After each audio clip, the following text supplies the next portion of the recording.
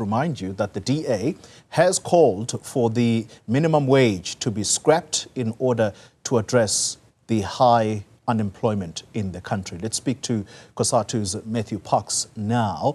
Mr. Parks, good evening to you and thank you for your time.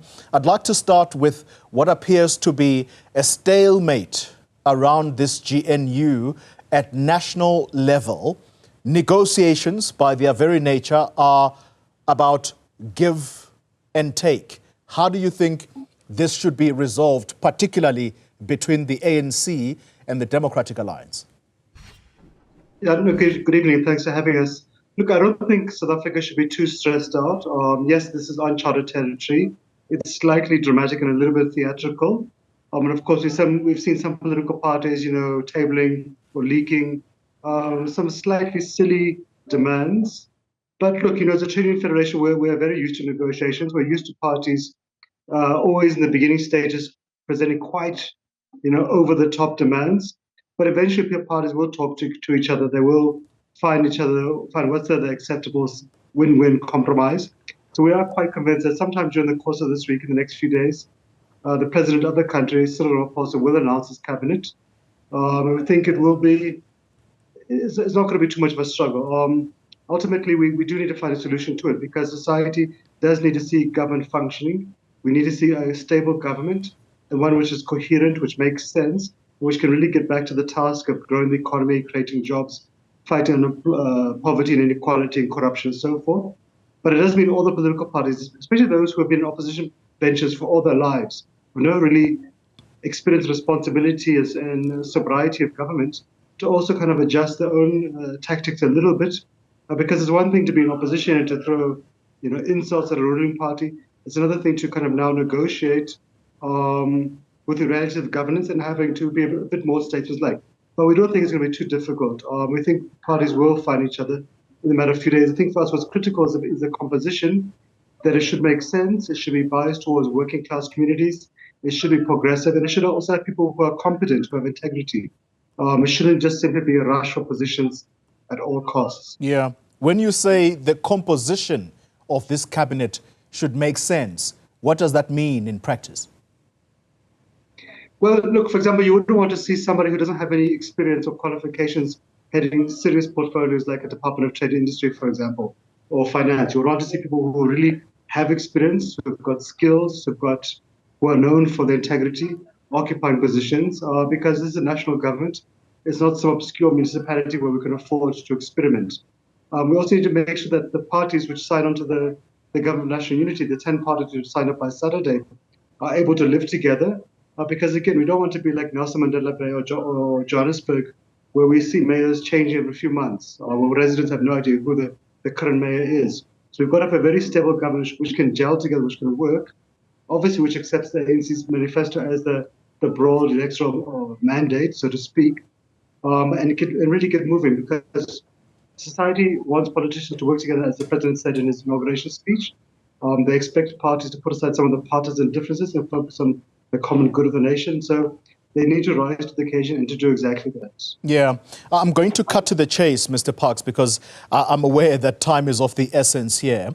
You speak about parties that are making over-the-top demands, and I'm going to go straight into the letter that has been circulating. We at Newzroom Afrika have now established the authenticity of this letter. We have confirmed it from the person who sent it to the ANC, Helen Zille. And when you talk about these over-the-top demands, in that letter, from the Ministry of Mineral Resources, Transport, Trade and Industry, Public Works, the Ministry of Public Service and Administration, Cooperative Governance, Justice, Home Affairs, it's a whole grocery list of what appears to be very strategic positions. And on top of that, the DA is very clear that it would like to have a hand in how the directors general in these departments are appointed. At least some of their people must be part of the panel that selects or appoints these people. Are you saying that the DA is making unreasonable demands here? And if so, who needs to knock some sense into them? Yeah, no, look, this is part of the negotiation cycle. So, parties will always present slightly silly, over the top demands. So the DA ones are a little bit silly. They're not going to get the deputy president of the country, and they're not going to get 12 ministers out of a cabinet of about 28. That's silly. And also, look, the portfolios they're listing is basically the entire government, from local government to public service, from trade industry to minerals, justice. Basically, they'll just be leaving to the ANC, sports and recreation. But look, I mean, I don't think we need to nitpick a little bit too much. There are discussions taking place. We are convinced parties can find each other, but they do need to be a little bit reasonable. In the GNU, which constitutes about 70% of the members of parliament, the ANC is the majority party, it's the largest party, and it's the only party with experience in government. But with parties need to be a little bit more modest and moderate. But look, the reality is no party got 51%. So this is why it's forcing parties who never have a history of working together to all of a sudden try to find each other in a very, very short space of time.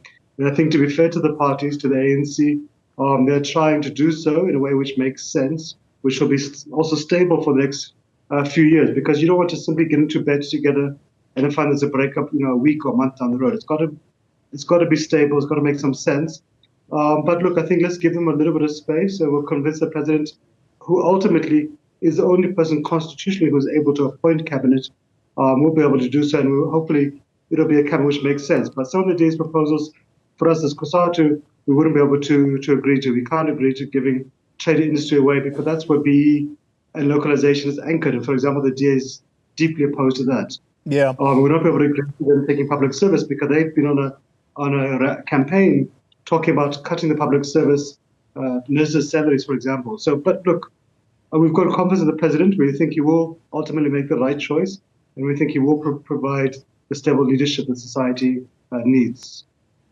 Look, the longer it takes, Matthew Parks, for this cabinet to finally be constituted, I don't need to mention this to you. The economy is going to take a knock. Confidence is going to be at an all-time low. That then cascades down to jobs. You represent, as Cosatu, the interest of workers. How worried are you that the longer this takes, the dire the situation will become for the economy?